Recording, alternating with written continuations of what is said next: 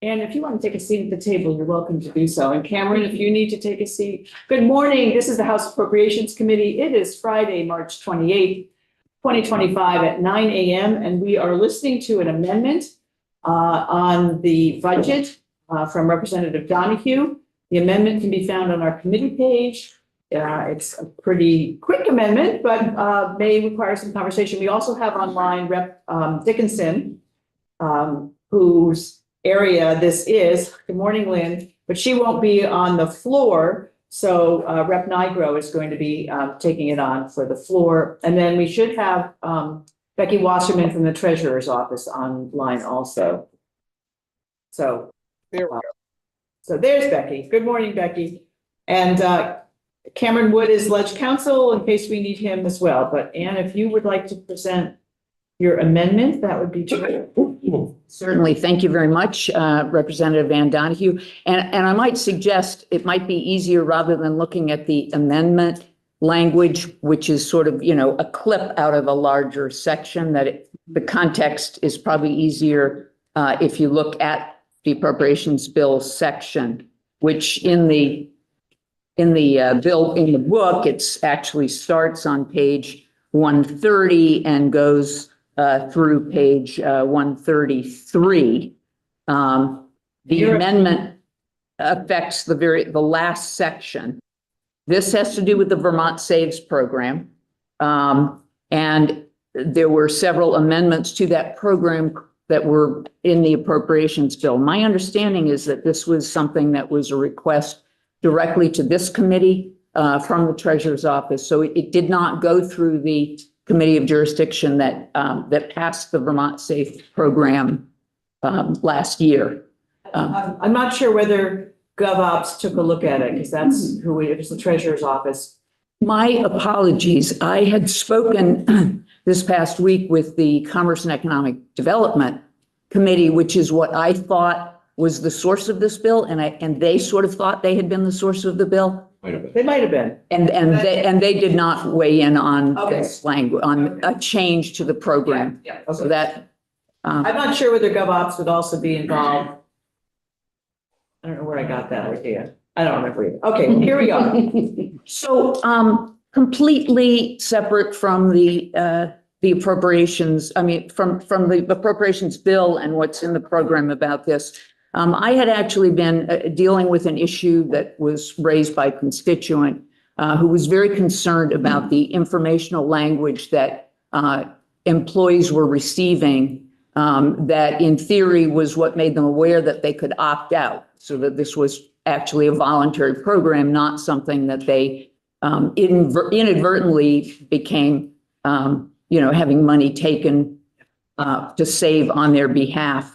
And so I had set up a meeting with the Treasurer's Office to talk about the concerns and how they might be able to be addressed. And then I noticed that the program was actually in the appropriations bill. And I thought, well, gee, if there's some change that we need to make, this would give us the ability to make it. And in fact, I had mentioned to the chair and to Representative Dickinson that maybe there'd be some language to address this problem. And I don't want to go into depth into what that underlying problem was. I can certainly answer it if need be. But so yesterday I did meet with the Treasurer's Office, and it was a very collaborative meeting. They were very receptive to looking into whether there was a way to resolve the underlying problem. But it was clear that it wasn't something where we could agree on this is what needs to be done specifically, or this should be language added to the statute. So it really wasn't, it's out there as something to continue to follow. But when I came back and I relooked at the language as it is in the bill, it includes some changes that kind of impact that same question about how do people get notified? How do they become aware that the contribution rate is increased? The section C2 is to just interrupt for 1 second. So in this program, we have the employers and the employees. So you are talking about employees. here. Correct. It's about the employees whose money is removed from their paycheck. Okay, just to orient people on it. Yes, thank you. So part C2 about the contributions is where the treasurer shall provide for, on a uniform basis, an annual increase of the active participants' contribution rate. So that automatic 5% rate increases. It doesn't specify, obviously employees can opt out at any time, but it doesn't specify anything about notice to them or whether they, are aware that, informed that the rate's going up, and so forth. And so when I saw it was increasing it from 8 to 10%, that sort of like adds a little bit of concern about how does this all play out for people who may not be aware that money is being removed from their paycheck. And in fact, may look at their paycheck and see this new line and look at it like you look at your electric bill and say, the state's taken off this surcharge, and then that's it. My first thought was, well, maybe we should just remove that C2 part, take that change out for now, just hold off on doing that until the larger underlying problem can be resolved. What in conversations with the Representative Dickinson, who's part of the bill, the suggestion was, well, if it's just changed from the treasurer shall to the treasurer may, maybe that kind of takes the pressure off the issue for now, because it's not going to happen automatically while the broader issues can be looked at maybe in the Senate. So I thought, well, that sounded reasonable, and that wouldn't require saying, let's put a hold on all of this or put a hold on part C2. Let's just put a little bit of a yellow blinking light here by making that a may instead of a shall. Great. Thank you. And we have with us Becky Wasserman from the Treasurer's Office. So Becky, do you want to let us know your thoughts about this? Sure. So Becky Wasserman, State Treasurer's Office. So the Treasurer's Office is not in support of this amendment. And I can give a little context to what this section does. So this was part of the underlying law when the program was enacted. And what this section is called an auto escalation provision. It's a feature of the program, and it is part of every single state auto IRA program that is in operation in the country right now.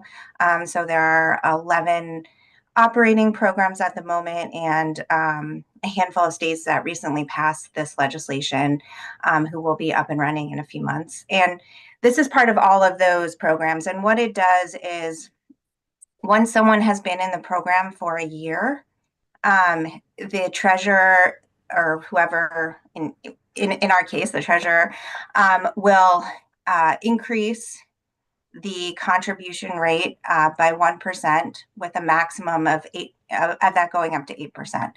An individual does not, if they will receive per our program rules. So we do have actually a notice requirement that is sent to participants. So this is not a new participant in the program, someone who's just enrolled. It is someone who's already been contributing for at least a calendar year, but they will get a notification from us to say, with plenty of advance notice to say, this is something that's going to happen. You can choose to keep your rate at the same rate, you can choose to lower it, or you can choose to have this 1% added. And so as originally passed, it was set at a maximum that the treasurer could do this up to 8%. Many of the other state programs are increasing it to 10%. There's a lot of research that's been done on this issue to show that auto escalation actually helps close the retirement savings gap, because when people have been in jobs for a long time, they set up a contribution rate and they sort of tend to just let it sit there. And as their salaries increase, they don't make any changes to their contribution rates. So this is one of those sort of automatic provisions that help people like get it in their mind, hey, do you want to increase your contribution rates as your income is increasing? It actually was also passed at the federal level as part of Secure 2.0. So it's a requirement and sort of a mandatory requirement for certain new 401ks as well. And that auto escalation goes up. It has to be at least 10%, and it is going up to no more than 15%. So in comparison to what other states have started looking at increasing it to, we had suggested, we have the 8%, we had suggested going up to 10% to sort of be more in line with, what other states and the federal level is doing for 401k plans. And so that's why we weren't trying to change the feature of the program. We were just trying to change the maximum amount of the auto escalation. But again, this is something that a participant will be used to getting these contributions taken out because they will have been in the program for a year. This is not going to happen immediately to somebody, and they will get notice per our program rules about it.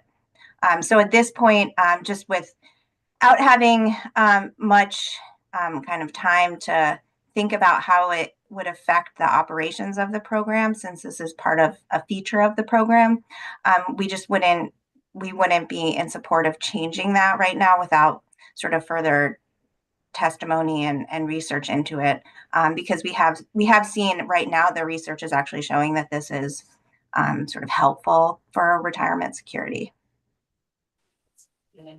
So I support the perspective of the Treasurer's Office. I was a little bit leery about whether this was the best way to slow down a little by changing underlying language, but it was sort of briefly discussed with members of your committee. Right. My initial preference was just to say, let's not change the status quo in the first year of the program when we're just, and that, my preference, and which I would now offer as a substitute, would simply be for right now to just leave the 8 at 10. I mean, to the 10 at 8, to not make a change to this part of the program, pending a better understanding. And just to help understand the scope of what this issue is. We chose, and I support this being an opt-out program rather than opt-in, because more people will end up taking advantage of it. But on the other hand, we don't want to take people's choice away. And I think we're all aware in our current environment that we get a lot of email that says, you've been approved.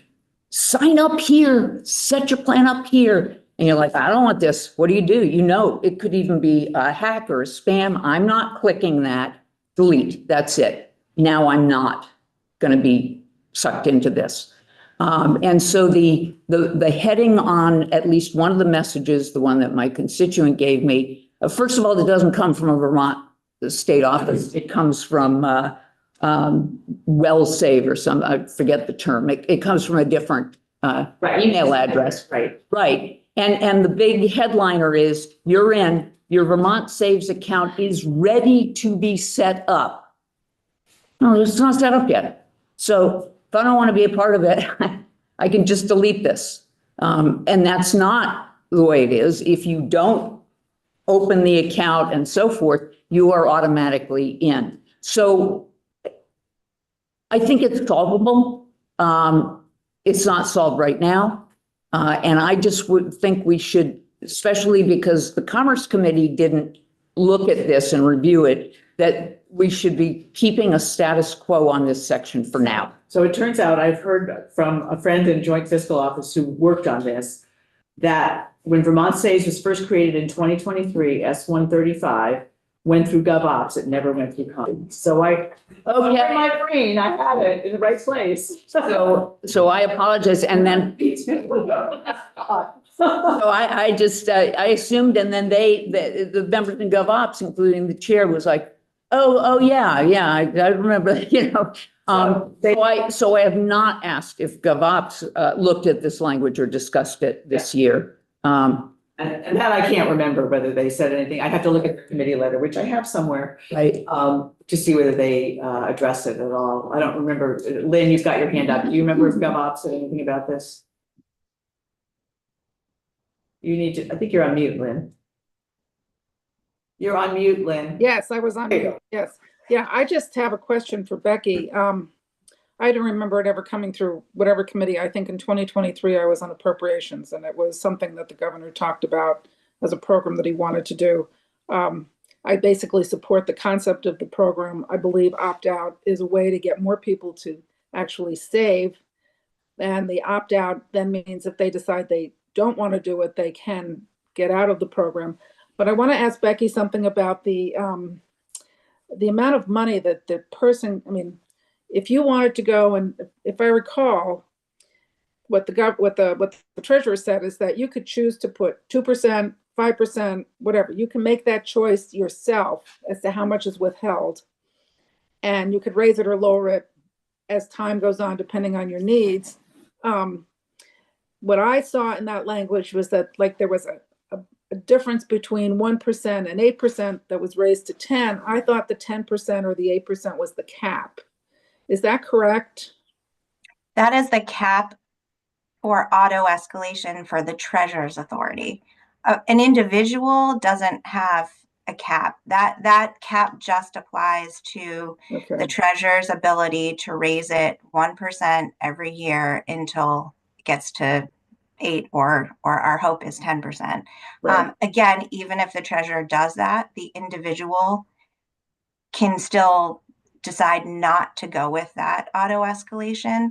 The idea is that we send a notice to them to say, we're alerting you that if you choose not to, if you choose not to do anything, we're going to increase this by 1%. So it's a very incremental amount every year, but that individual on their own can decide whatever level they want to contribute.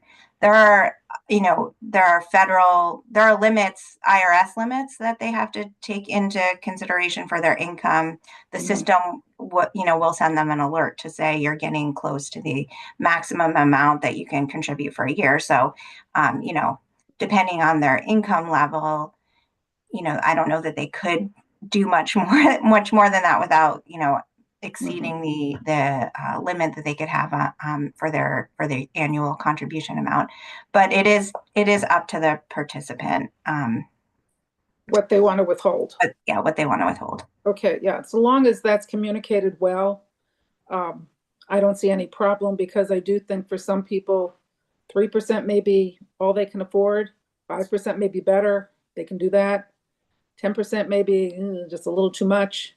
I think we see the same thing with young people who are taking jobs based on salary opposite, and benefits.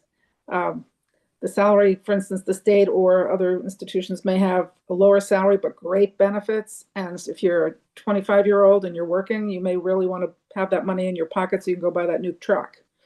It's a choice. But yes, so long as the participant, the employee, can pick what they feel is appropriate for them and it's clearly communicated, then I see this as just fine. Right, So, and they have that ability in their account to choose the contribution rate.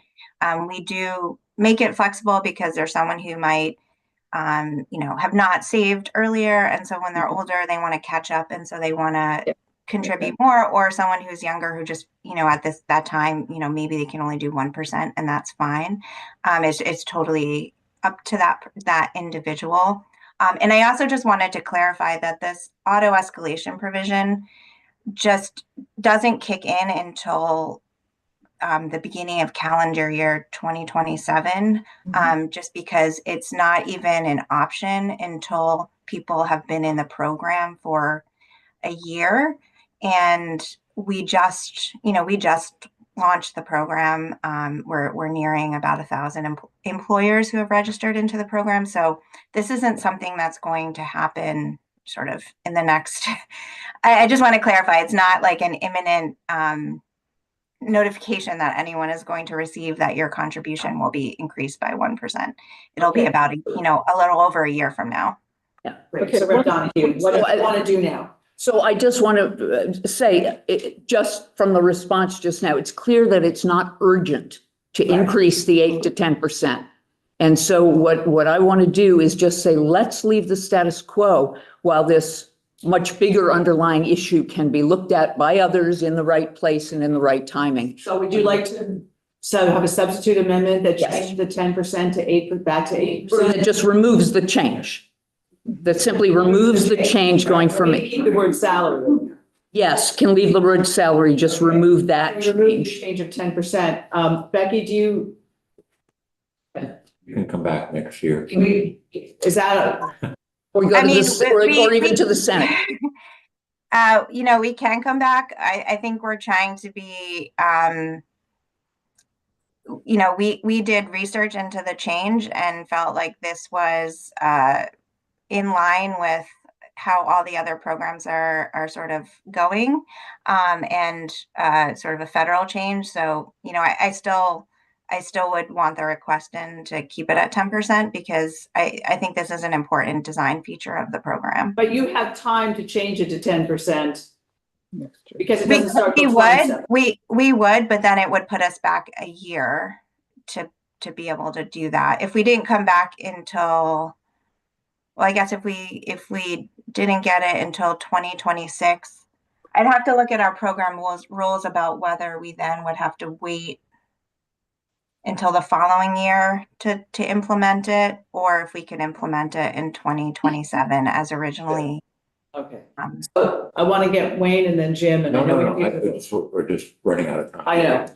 I was just concerned about, is there an underlying issue in terms of mailing to people and not coming from the Treasury Department that could, be a mechanism for fraud to occur? Have you had any instance of that, or should anything about that be corrected? Because Commerce has been worried about fraud. Yeah, I have not seen an issue about possible fraud. What my concern is that people may be very, very easily misled by the way communications are being done currently. But that's a longer term issue. That's a long-term issue. And so all I'm saying is, given that we shouldn't be, making changes, increasing this at this point, we should hold off, keep the status quo on this issue while this much more significant issue can be looked at. So what I want to do is, I know we need to get to the floor. We want to hear the devotions from our former rep. So you're not going to vote this second. Can you get us a substitute amendment? We'll all pop off the floor and talk about this. And then, Becky, are you available in half an hour or a little less? Are you available? And Lynn too, we'll just let you know when we're coming back. It'll be this morning. I mean, it's going to be in the next half hour is my guess, but we just need to go up for the beginning of this. So Okay. why don't we go off live for now? Thank you very much. And then we'll